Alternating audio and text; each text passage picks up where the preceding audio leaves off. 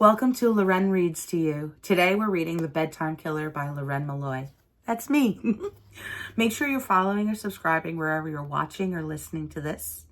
And if you haven't watched or heard chapters 1 through 26 yet, you might want to pause this, save it, and come back to it when you're done with those.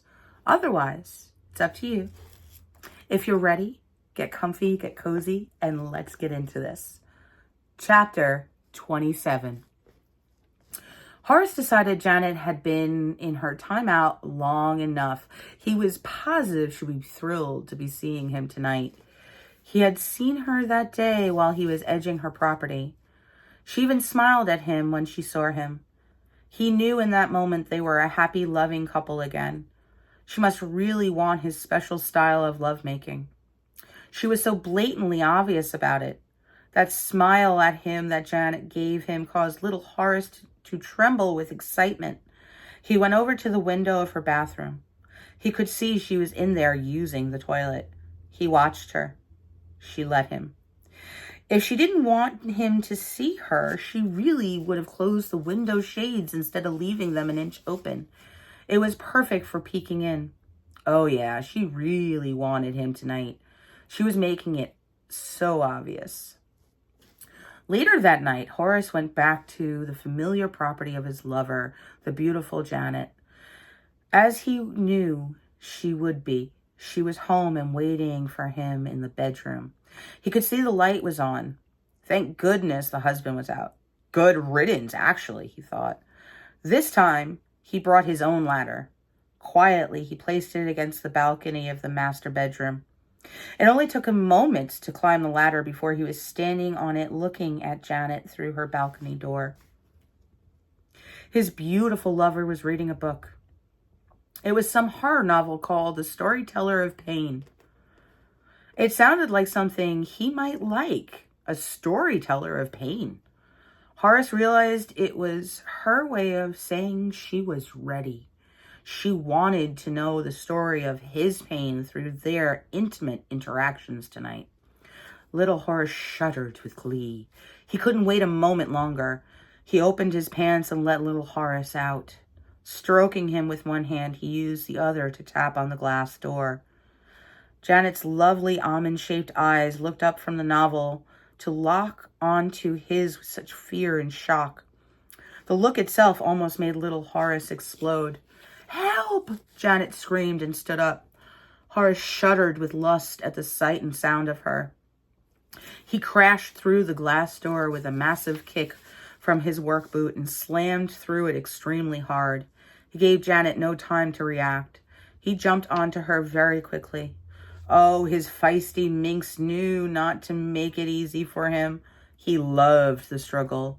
He adored the play fighting she was giving him. It helped him so much.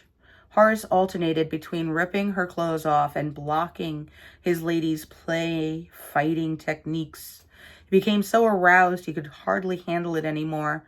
It was like she knew it too, because it was that precise moment Janet decided to bite him very hard on the arm. That was it. The pain pushed him too far over the edge. Playtime was over. Horace grabbed her by the ears and twisted very hard. After that, he spent a lot of time switching between her amazing skill with her mouth and the wonderful intimate connection they had when he showed her how men show their love to women. His father was right. As his father said, it's all about giving them lots of physical contact with your little guy. Little Horace definitely agreed with his father. Horace was glad now that his father had taught him everything he knew. He really was his father's son. Wasn't he, Horace thought, as he stared at his own reflection. He stared at himself in Janet's full-length mirror. He was naked, covered in his lady's red fluids, and still holding Janet by the hair. He looked down and saw her looking up at him, begging for more. He just couldn't deny his lover. He placed her head on her pillow and stepped over her body that was still lying on the floor. He picked up her body and took it into the bath with him. The bathroom sex was great. Little Horace got pleasure as did needed, and his lady got nice and clean again. Horace finally got out to dry off, but left his lady's body in the tub.